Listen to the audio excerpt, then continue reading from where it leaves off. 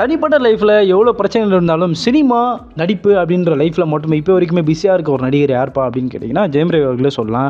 S, இப்போ அவருடைய 34 படத்தோடைய அறிவிப்பு தான் வந்து இப்போ ரிலீஸ் பண்ணியிருக்காங்க. ஸோ அதை குறித்து நம்ம இந்த வீடியோவில் நம்ம பார்க்கலாம். 2024 பிப்ரவரியில் சைரன் ஒரு படம் ரிலீஸ் ஆகுது. ஸோ இந்த படம் ஜெயம் ரவியோட படம். ஸோ அவருடைய படத்தில் வந்து இந்த படம் வந்து ஒரு கலவையான விமர்சனங்கள் தான் பெற்றிருந்துச்சு. ஸோ அதுக்கப்புறம் ஜெயம் ரவி அவர்கள் ஒரு கம்பேக் கொடுப்பாரா இல்லையா அப்படின்னு சொல்லி ஆடியன்ஸ் எல்லாரும் மிகப்பெரிய ஒரு எதிர்பார்ப்பு இருந்துட்டு இருந்தாங்க. அப்போ தான் வந்து பிரதர்னு ஒரு படம் வருதுப்பா, ராஜேஷோட இயக்கத்தில் ஜெயம் ரவி அவர்கள் நடிக்கிறாங்க அப்படின்னு சொல்லப்பட்டது. ஸோ அந்த படத்துடைய அந்த மக்கா மிஸ்ன்ற சாங் வந்து இப்போ வரைக்குமே வந்து ட்ரெண்டிங்கில் போயிட்டு இருந்தே சொல்லி ஆகலாம். ஸோ இந்த படம் வந்து ஒரு பெரிய கம்பேக்காக இருக்கும் ஜெயம் ரவி அவர்களுக்கு அப்படின்னு சொல்லி நிறைய ஒரு எதிர்பார்ப்பு போயிட்டு இருந்த நேரத்தில் அவருக்கும் அவங்க ஒய்ஃபுக்கும் வந்து சில முரண்பாடுகளாக இருந்துச்சு. அதாவது டிவோர்ஸ் வாங்கிட்டாங்க அப்படின்னு சொல்லப்பட்டிருது. அதுலேயும் வந்து ஜெயம் ரவி அவர்கள் நான் வந்து என்னுடைய முழு சம்மதத்தோடு தான் இந்த டிவோர்ஸ் கொடுக்குறேன் அப்படின்னு சொல்லப்பட்டிருந்துச்சு. ஆனால் அவங்க சைடில் ஆர்த்தி அவர்கள் சைடில் வந்து நிறைய முரண்பாடுகள் கருத்துக்களும் நிறைய கேஸும் அந்த மாதிரி போயிட்டு இருந்துச்சு. ஸோ இப்படியாக வந்து அவர் லைஃப்பில் வந்து தனிப்பட்ட லைஃப்பில் வந்து நிறைய பிரச்சனைகளையும் நிறைய வந்து இஷ்யூஸும் அவர் ஃபேஸ் பண்ணிட்டு இருந்த நேரத்தில் அவர் ஒரு சைடு இந்த மாதிரி விஷயத்தை ஃபேஸ் பண்ணிட்டு இருந்தாலும் இன்னொரு சைடு வந்து அவர் படத்துடைய அப்டேட்லாம் வந்து கொடுத்துட்டே இருக்காரு அப்படின்னு சொல்லி ஆகிடும். அதில் என்னப்பா அப்படின்னு பார்க்கும்போது வந்து இப்போ தான் வந்து இந்த பிரதரோட படம் வந்து இப்போ தீபாவளிக்கு ரிலீஸ் ஆகுது. அதாவது அக்டோபர் 31 வந்து தீபாவளிக்கு பிரதர்ன்ற படம் வந்து ரிலீஸ் ஆகுது அப்படின்ற ஒரு அப்டேட் கொடுத்துருக்காங்க.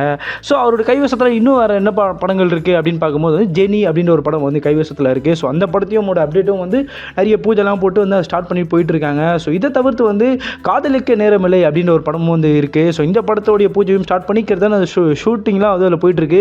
அதுலேயும் வந்து இயக்குனர் யார்ப்பா அப்படின்னு கேட்கும்போது கிருத்திகா உதயநிதி ஸ்டாலின் அவர்கள் தான் வந்து இந்த படத்தை இயக்குறாங்க அப்படின்றதும் ஒரு குறிப்பிடத்தக்க விஷயமா இருந்துச்சு.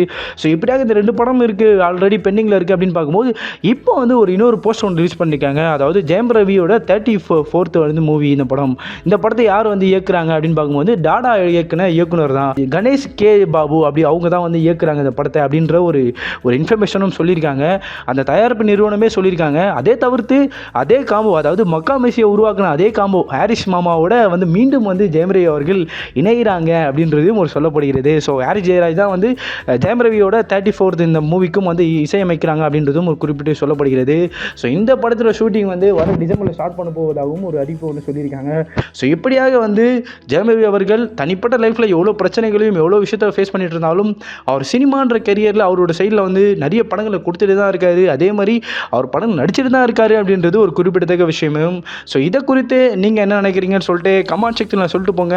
அண்ட் மறக்காமல் இந்த சேனலுக்கு சப்ஸ்கிரைப் பண்ணிட்டு போங்க.